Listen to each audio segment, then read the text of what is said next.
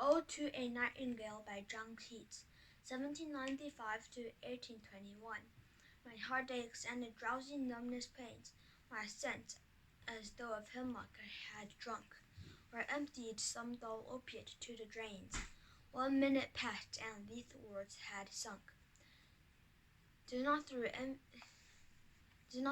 of thy happy lot, but being too happy in thine happiness, that thou, light-winged dryad of the trees, in some melodious plot of beech and green and shadows numberless, singest of summer in full-throated ease.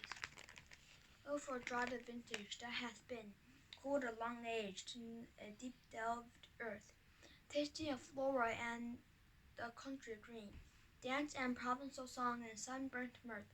Oh, for a beaker full of the warm south, full of the truth, the blissful Hippocrene, with beaded bubbles winking at the brim, and purple-stained mouth, that I might drink and leave the world unseen, and let thee fade away into the forest dim. Fade far away, dissolve and quite forget what thou among the leaves hast never known. The weariness, the fever, and the fret, here where men sit and hear each other groan, where palsy shakes a few sad last gray hairs, where youth grows pale and spectre thin and dies, where but to think is to be full of sorrow and leaden night despairs, where beauty cannot keep her lustrous eyes, where new love pine at them beyond tomorrow. Away, away, for I will fly to thee, not chariotted by Bacchus and his parts, but on the viewless wings of poesy, though the dull brain perplexes and retards.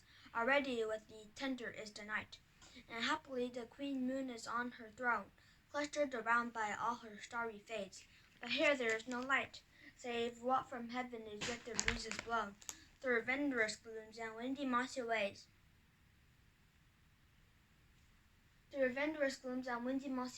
I cannot see what flowers are at my feet, not what soft incense hangs upon the boughs, but in embalmed darkness guess each sweet, wherewith the seasonable month endows the grass, the thicket, and the fruit tree wild, white hawthorn and the pastoral eglantine, fast fading violets covered up in leaves, and midnight's eldest child.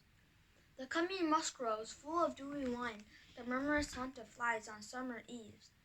Darkling I listen, and for many a time, I have been half in love with easeful death, called him soft names in many a mused rhyme, to take into the air my quiet breath. Now more than ever seems it rich to die, to cease upon the midnight with no pain, while thou art pouring forth thy soul abroad, in such an ecstasy. Still wouldst thou sing, and I have risen vain, through thy high requiem become a sod. Thou wast not born for death, immortal bird, no hungry generations tread thee down. The voice I hear this passing night was heard, in ancient days by emperor and clown. Perhaps the self-same song that found a path through the sad heart of Ruth when, sick for home, she stood in tears amid the alien corn. She stood in tears amid the alien corn, the same that oft times hath charmed magic casements opening on the foam of perilous seas and fairy lands forlorn, the very word is like a bell to toll me back from thee to my sole self. Adieu, the fancy cannot cheat so well as she is famed to do this evening out. Adieu, adieu, the plaintive anthem fades, past the near meadows, over the still stream, up the hillside, and now 'tis buried deep in the next valley glades. Was it a vision or a waking dream? Fled is thy music. Do I awake or sleep?